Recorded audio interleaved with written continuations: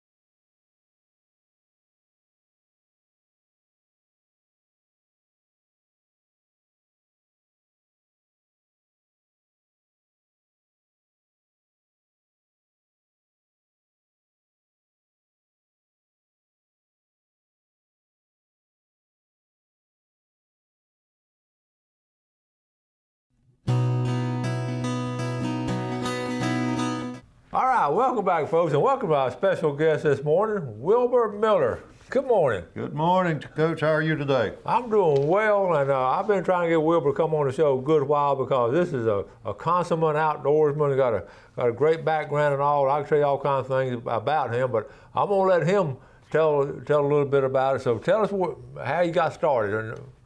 I was born and raised in Calhoun County in a little community called Carr. Spelled C-A-R-R. It was just a little community. Went to Carr Elementary School. From there, I went to Frank High School. A lot of people didn't know there was a high school at Frank High School. Okay. At below Clarksville. And then I stayed there until 61, and they closed the school down and went to Bluntstown and graduated from Bluntstown. I guess you were so bad in school, they just went in and closed it down. Yeah, they were a financial deal, and they had to close it down. And after I finished at Bluntstown, I thought I wanted to go to college. I did go to Chipola Junior College and realized I wasn't college material, and had an opportunity to go to work with the state. So in 1965, I hired on as Florida Highway Patrol as a state trooper. Worked 30 years with the Highway Patrol. My first assignment was in Duval County, Jacksonville. How'd you like that? So you got a country boy that's going to the big city with all that heavy traffic I was fortunate to have survived over there with that traffic like it was. So I had to learn how to drive in the heavy traffic in Jacksonville. Then I got an opportunity then a few months later to come to Panama City in 1966, and I stayed in Panama City until I retired in '95. So you were fortunate to get back here as soon as you could. Come back to the country, come back to the part where I enjoyed. It was within 40 miles where I was raised, and made a life for me right here in Panama City. Well, you did some. That's a fascinating career. 30 years with the Florida Highway Patrolman as a state trooper. I mean, that was really good. I've known Wilbur a long time, and he watch the show every morning. I watch it every day. And he's a consummate outdoorsman as far as the things he did. Growing up in that area over there around Carr community, I guess that was sort of a neat time. Y'all got to do a lot of neat stuff, didn't you? We did. We were, a little farm. Daddy and Mama worked hard to support us on the little farm, but everybody was poor. Mm-hmm. Nobody didn't know you didn't have no money because, nobody else had no money. Yeah. And so we had a good time. We was always in the outdoors. We played in the woods, at the creek. 10 Mile Creek was our creek. We went down and played in 10 Mile Creek all the time. But fishing was limited because farming, you farm, you don't fish, you farm. We didn't have a boat. But sucker fishing, we love to do red horse sucker fishing. We talk about red horse sucker fishing a lot. Here, see, I told you people did this. Tell us about it. We went, they run in the spring of the year, usually start in February, and they run up the creeks to spawn. Mm-hmm. And we go down at the creek, catch the creek low, and put a trap in the creek. They call it a pen. Put a pen in with poultry wire, and catch those suckers and cook them and eat them. And that was some fine eating to us. That was good. We did the same thing and all. It was just fascinating to. I thought everybody did it, but get away from here, and a lot of people don't know about that. That's right. It's all something in that community. 10 Mile Creek and all that. And then you were not too far from Chipotle River. That's right. Right. The Chipotle River was only 3/4 of a mile from the house, down what area called the Schumann Ferry. Mm-hmm. There at Chipotle River, where 10 Mile Creek come to it, gather there. That's where we spent a lot of times too, in that Chipotle River. And I guess, okay, once you become a state trooper and all, you did something interesting, and I always admired you for doing this. You started a little side business as you were a state trooper because you had time with different shift work. Tell us about the side business you started and when you did. 1981, I got to thinking about I need to learn to do something inside law enforcement. I want to have a trade when I retire, so I started a chain link fence business.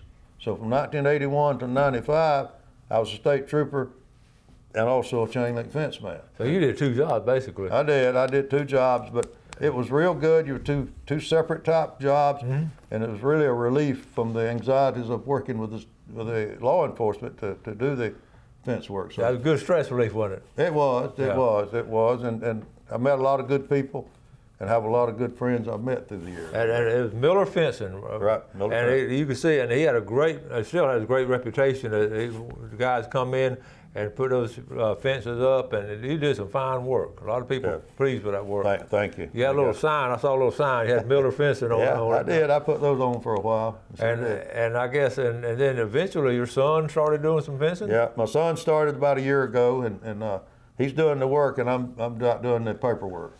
I guess y'all pretty busy now, aren't you? It's so busy that I get aggravated because I can't do all the work that people calls me on. But it's amazing that how much is out there, and it's going to be for a long time. Yeah, it is.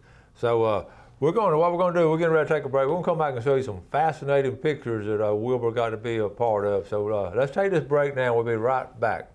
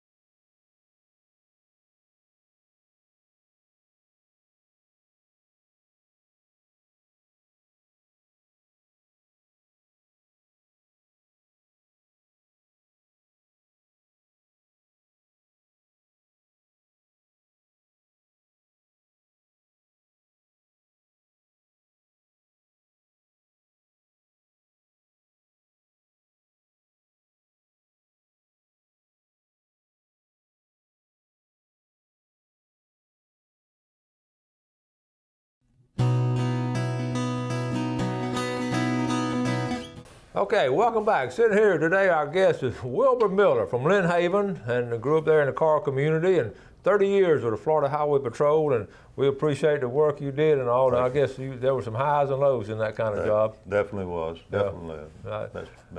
They're really interesting people, and I hope in my career that I saved at least one life. Oh, I know you did. I know you did and all. We could talk about all kind of stories and all, but we want to fast forward to present day when Hurricane Michael. I know you've been here and you worked all kind of. If you were a state trooper in 1965, I know you worked all kind of hurricanes and all. So we did. And so you saw some tough ones too. I guess. What kind of hurricane work y'all do? We brought traffic detail and assist people around in the areas that has the storms and all. Y'all had some big storms back then. They did. We had a lot of them. And Opal was the first one that happened after I retired. So that was the first one I had a chance to be around and didn't have to get out and go to work. Well, let's fast forward to Michael. You've been here like we have, and you know most of us stayed here and we weren't expecting it all. You live in Lynn Haven, about a block or two from the city hall, basically. Right. About 2 blocks from City Hall. 2 blocks from City Hall, so you know about his location. So tell us about your story of the Hurricane Michael. Okay, we stayed home, and it sounded like the whole house was being tore down, and trees falling and everything, and we just stayed into a double closet to where we could figure we were safe, and we just all over come out and go looking around, and it was unbelievable, the devastation that we were seeing. It was unbelievable. So you like all of us, were just in shock, basically. It was. You just walk around. What am I going to do? You know, just didn't do nothing really. Just to walk around and look. Well, you know, this is a dream. It's going to go away. And reality study, and then you had to go to work. Yeah, you had to just start cleaning up and all that. Right. So your house did okay. Yeah. You did okay. Yeah, we lost a car. All of our sheds, all outhouses, and all that is gone. Yeah. Everything's tore down, but we're coming back. We're going to be all right. The Lord's took care of us. We're going to be all right. There you go. So you had an interesting thing that happened a couple of days later. Well, tell us about some of the. We got some pictures here, but tell us about it. Lead us up to it. Okay. On a Monday, after the storm, I have a friend that come down from Columbus, Georgia, to help us cut some trees out. We had been working all that Monday morning, and it was time to get some lunch, and I didn't want to go and try to make a sandwich, so I told him, I said, let me just go and see what I can find. So first thing I found was Salvation Army serving barbecue sandwiches. Ooh. So I got us all a sandwich, and we're coming back. I live on Michigan Avenue. I couldn't come down Michigan Avenue because the power lines had me blocked. So I turned and got over on Indiana Avenue. Well, there was law enforcement everywhere. Every time you went, there was law enforcement. I couldn't figure out what was going on. And tried to turn on 7th Street to come straight to the house. Police said, you can't turn, you got to go straight. And so I said, well, I just go to 6th Street. I went to 6th Street and turned. A Secret Service agent was standing in the road. He said, this is it, you can't go no further. I tried to explain to him, I said, I only live right yonder. If we want to go home, we got our lunch. So, I finally convinced him to let us go. When he got through, he said, you can go through here, make a left turn to your house only, nowhere else. Still didn't know what was going on, so we went up there and eat our sandwiches. In a few minutes, all the commotion you ever heard in the street beside the house, and people come running down the road with cameras and microphones and all that, and I realized there's something happening down the road. So we got up where we could see what it was, got out to where we could see it the road. A Secret Service agent standing right at the back of my truck. I said, can we stand here? We could see then that down the road there was a motorcade of some kind. And you didn't know what was going on. Didn't know what was going on at all. So we started, and I realized the motorcade. I said, I believe that's the president's motorcade coming on. I asked the Secret Service, I said, can we stand here? So he done like he draw a line, and he said, you can't come past that line. So we stood there. So meanwhile, we seen down the road, the motorcade stopped, and the people got out of the motorcade and went to the house down there where Mike Rollins lived. Mm-hmm. Realized then, this is the president and his group going to that house. So you could see them down there. Yeah, just a block and a half down there to where it was at. And so I said, well, we'll get us a good front row here. We'll wave at the president as he comes by. Yeah. Well, when he come back out in the road, he come walking down the road. And my neighbor next to me, Amon, was out on his porch, so the president stopped and spoke to him. Mm-hmm. He's a Muslim, but he stopped and they had a conversation. And they left there, and we were standing side the road was myself, my son, and my friend John from Columbus, Georgia. And so when President got to where we was at, he just broke ranks and come right over where we was at and shook our hands. How y'all doing? And all that stuff. And you know, we couldn't believe here's the president shaking our hands. So, and we got a picture of it. Yeah. Check out this picture. And so then when they left there, they went walking on down the road. Well, looking to my right, all the news media was in our yard. They were all gathered up around that oak tree that had blown down. Yeah. And they were in the yard. And I asked that Secret Service agent, I said, can I go over there? He said, by all means, go right now. Okay. So they knew that we lived there. So he shook hands. That's you shaking hands with him. That's shaking hands with the president right there in the front yard. In the front yard. That's Governor Scott. Now Senator Scott right behind you. Senator Scott right behind it there. That's a great picture there. Yeah. And then, so now you're telling him what happened. That's right. That's right. He was wanting to know about the damages and where we was at and everything. So I was explaining to him what it was, and all the people around it was very attentive, listening to what I had to say. But yeah. Did they realize you were a retired state trooper, or did they know? At that time, they didn't. They didn't. Okay. I'm sure the Secret Service all knew it, but the president didn't know it. I guess the Secret Service had already scouted out the area. It did. They had. I'd tell you about that, but it's a big story on that. They'd already ahead of time been through. They knew that you were a good guy. Right. So. And then this picture here, everybody sort of posed. That tree, is that in your, where's this tree? That tree's across the road. That's my neighbor's yard tree with the pine tree. And then you got all kind of folks in here. Right. Now with this picture here, the president, I had just got through talking to the president that you showed a picture a minute ago, and the president said, I think it's a good time for a group picture. Oh. So we gathered up and going through the thing, and you know, from the first picture there, that's the guy that is over the FEMA disaster for this area. He's from Jacksonville, but he was the head there. Okay. Right next to him is Governor Scott, which is Senator Scott.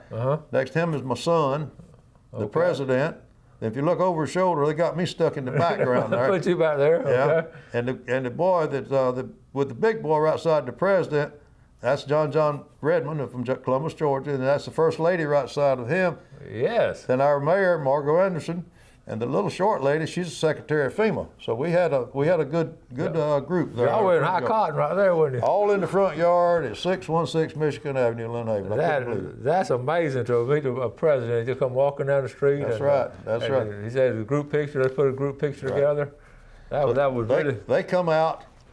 They left and got in their car, drove off. So me and Chris and John was, boy, look what's happened here. So we went on back to our business. In a few minutes, the car pulled up in the driveway. So I went out to see what he wanted, and it was a guy, a supervisor with the Secret Service.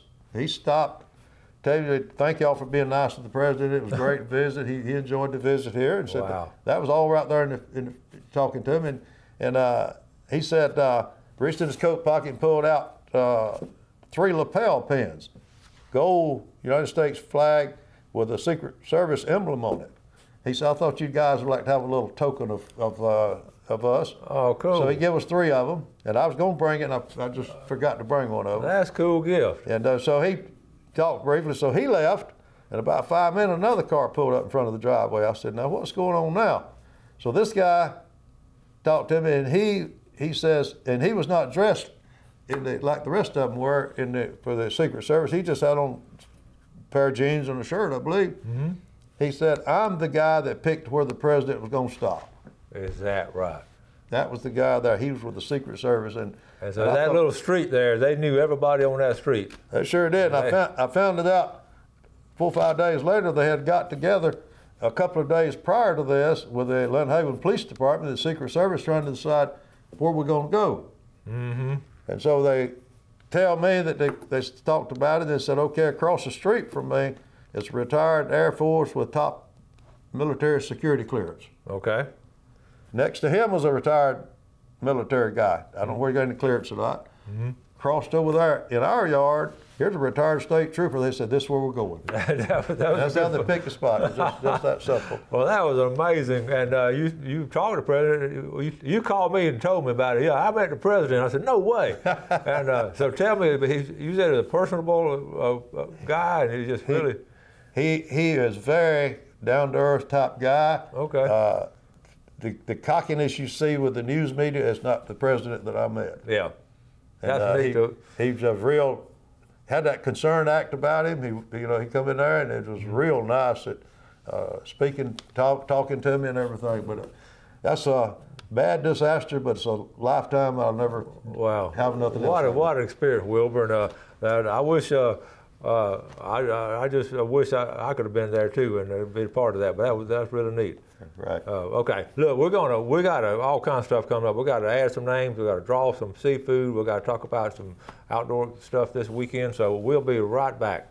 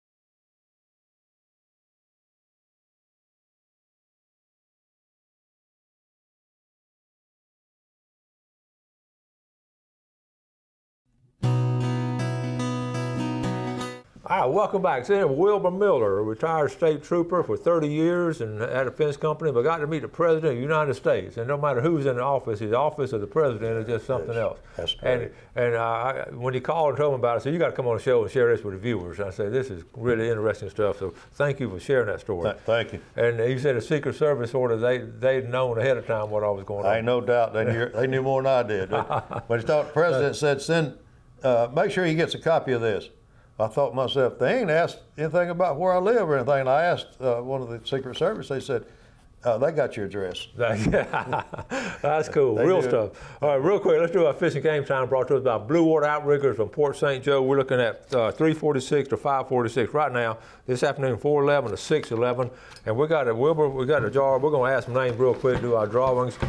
Stacy McDougal, Lake Victor, Shirley McDougal, Lake Victor. You can throw them in there. James Flounder Flowers, Dion Khalil, okay, Caitlin McQuaig, Lynn Haven, Wilbur Miller. Wilbur Miller sent this to me last week. Wilbur Miller, Matthew. Who's Matthew? That's Linda Miller, Chris Miller. That's the Miller family. Graham Jones, Panama City. Wanda Jones, Panama City. Johnny Somerset. Fancy Ann Somerset, Melissa Charbonneau, and Corey Godwin, Martha Bostick, Kenny Bostick, Lynn Haven, okay, Tanis Khalil over at Seacrest Beach, Ronnie Matthews, Lynn Haven, Tom Martin, Bayou George, William Harris, St. Andrews, Carol Harris, St. Andrews, those two. Marty Crumknocker down at Cape San Blas, Deb Crumknocker, Cape San Blas, Nathan Schaefer, Panama City Beach, Christian Collins, Panama City, Kevin Knight, Panama City, Mary Melvin, let's see, Pat Sasser of Weewall Hitchika, Jep Sasser of Weewall, Sean Pittman, Panama City Beach, Deborah Gillespie, Perry Gillespie, all local folks, Brenda Reed, Walter Reed, let's see, Kevin Knott, let's see, Walter Reed, okay, there he is right there, John Ray, and Sambo Melvin, Kristen Maycomber, Panama City, and let's see, did I say Denise Knight and Heidi, let's see, Heath Maycomber. Okay, that's everybody. All right, we got time. Okay, real quick. Y'all out there. Now I'm gonna let you pull out. Okay, I'm gonna hold it and you pull out a name right here. Pull out a name, and don't pull out Wilbur Miller now. This $20 gift certificate, and that's going to be Willahama Swearingen. Good job. And then one more, be the Red Snapper. Okay, and that's going to be Deb Crumknocker from Cape San Blas. Okay, very good. Now let's real quickly on our Friday fishing report. First of all, hunting. You usually hunt every year, but this year Have not got to go hunting because of the storm. I've been too busy, but I'm hoping to get to go before the season's over. There you go, and you got a little 40 acres up there, Right. family land, and Right. you get a buck about every year, don't you? I inherited 40 acres of my mother's old home place. Uh-huh. I go every year up there, and I get at least 1 or 2 good bucks off of that 40-acre piece of property. That's awesome. And then we got your favorite kind of fishing is? Brim fishing. I love to go brim fishing down the Apalachicola River at Weewalt. And what is your favorite times? I like to go early in the morning. I like spring fishing, and in summertime it's do some fly fishing. Fly fishing. I know. This is a Florida Panhandle generation after generation of kind of fishing and hunting that Wilbur Miller does. We're going to run out of time. We have so much more to talk about. You have to come on the show again later. Thank you. But thank you so much, and thank you for those 30 years as state trooper and all the things you're doing now. Thank you. And we talk a lot. He calls me and gives me some reports and all. And I show pictures of some good stuff you bring in. Thank you. Okay. Thank you for having me on. All right, buddy. Appreciate it. Hey, Ronnie Groom down at C&G, real quick. He's got some waders down there. Waders, $69.95, chest and boot waders. He called me yesterday. Waders on sale down there. Got to wrap it up. Thank you all for watching. Have a great weekend. Do something good for your fellow man, and God bless. Thanks for watching America's only daily outdoor TV show, Panhandle Outdoors with Winston Chester, featuring hunting, fishing, and other activities and information to help you enjoy the great outdoors. Join us next time for Panhandle Outdoors.